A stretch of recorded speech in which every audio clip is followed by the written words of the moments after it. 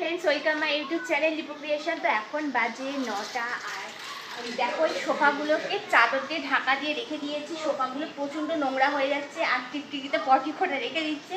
তো তার জন্য এগুলোকে চাপা দিয়ে রেখে দিয়েছি পরিষ্কার করে। আর এখনও রান্না বান্না হয়নি, রান্না করবো। তো চলো কি রান্না করবো তোমাদেরকে দেখিয়ে দিই।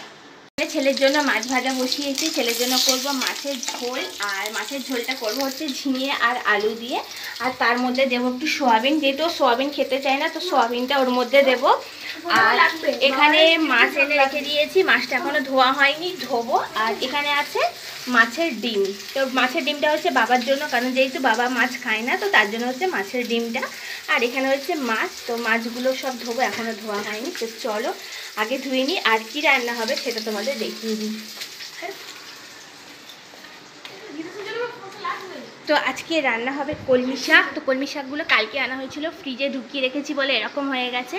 তো কলমি শাক হবে, আর হবে হচ্ছে এই যে ফ্রিজে রাখা আছে ফুলকপি।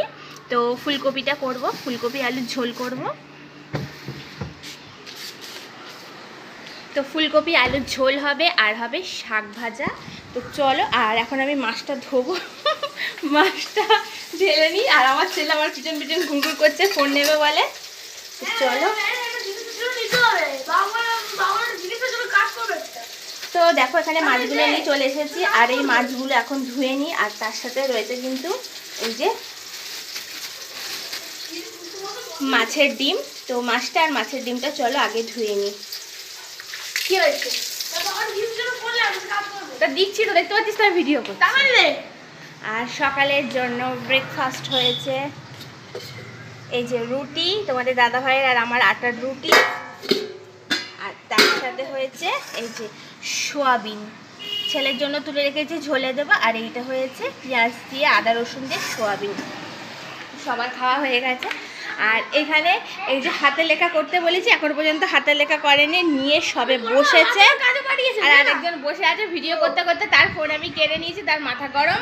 না কাজ করবে তো, ওর জন্য বলছিলাম হ্যাঁ দিচ্ছি, দাঁড়াও। ভিডিওটা এইটুকুই বললাম, আর এখন কাজ ফাজ সেরে নিই, কারণ 9:30 বেজে গেছে। চলো ভিডিওটা এখানে শেষ করে দিচ্ছি। Tata bye bye.